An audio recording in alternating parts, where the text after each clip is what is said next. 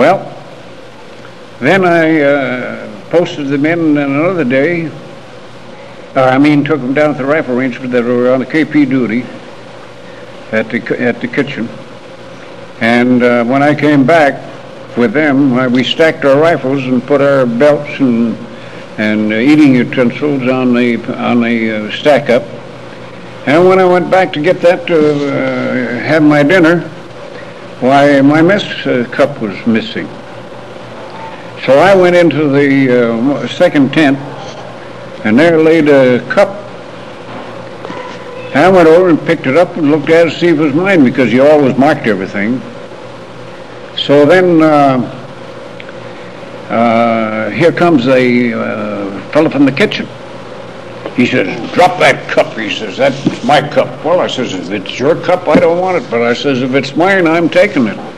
Oh, and then he swore a blue streak out at me, and he was going to knock my block off, and I don't know what all he was going to do. I switched around to him, and I said, "Now listen, mister, that may be a bigger job than you're looking for, so come on, I'll take you on." He took another good look at me, and he about-faced and went for the kitchen. And on his way, I told him, I says, "Now listen, you 10%ers that were old-timers, were supposed to train us guys, see? I says, any one of you guys jump on any of the recruits, you got to fight this baby right here." And they never jumped one guy after that. That settled it. Captain McCrate come up and patted my shoulder one day, and he says, "Boy," he said, "you did a good job there." Well, that's the way things go in the Army. What battles were you in? Well, we was in the Vosges and the Argonne. And what were all the living conditions like? What? What were the living conditions like? In the Army? Yeah. Or do you mean in the front line? In the front line. Well, we lived in trenches, and we had dugouts down in the ground, and we would shift men on guard duty, and then of course if we had to go over the top, that's another thing again, don't you see? But that was the condition of the trenches and the dugouts, and they were so damp that even our blankets you could just take and squeeze them, there would be moisture come out of them. And we were always bothered an awful lot with rats. One night I had taken 2 shifts. These old timers, they like to play poker and shake dice. And they had me go to work and take one of their shifts. And of course I'd stood 2 shifts in place of one of them, or his. And then I went to my dugout, and I had no more than laid down and was putting her to sleep, and by gosh, a rat come up and sneezed in my face and woke me up. Can you imagine that? And this same guy that got killed that second night was in front line that I was telling you about, giving me the letter. I was the real sergeant of the company was handling that squad that went down there in that outlook, and I was taking his place, and I had his billet during that night. And that night, I'll bet you that there was a dozen rats that crawled over my body, over my blankets and stuff, and I went to work and took and done like that, and threw a bunch of them right out on the floor. Imagine that. But they never bit any one of us. Never bit any. But if you were killed and dead and started to decay, they were right there to eat you up. Of course, they got plenty to eat. I've seen men piled up like cordwood. Not of our men, but the Germans. We killed them off that fast. Did you ever get sick?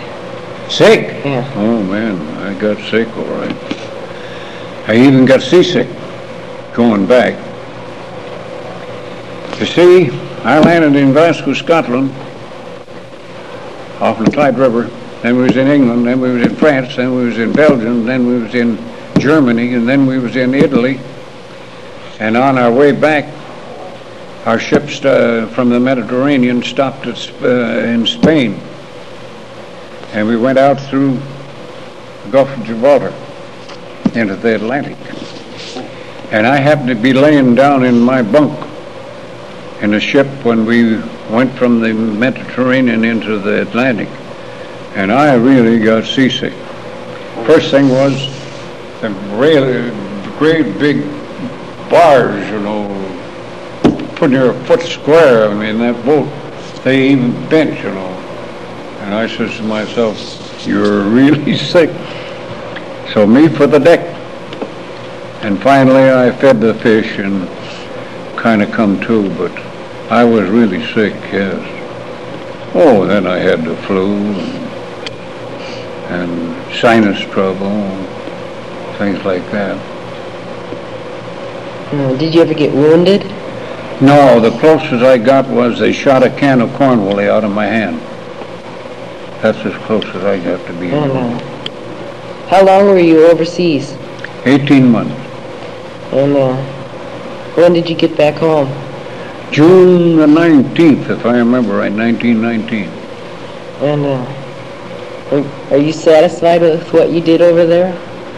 Well, I did my best, and that's the best a man can do. Mm-hmm. I don't think anybody that is associated with me ever criticized what I did.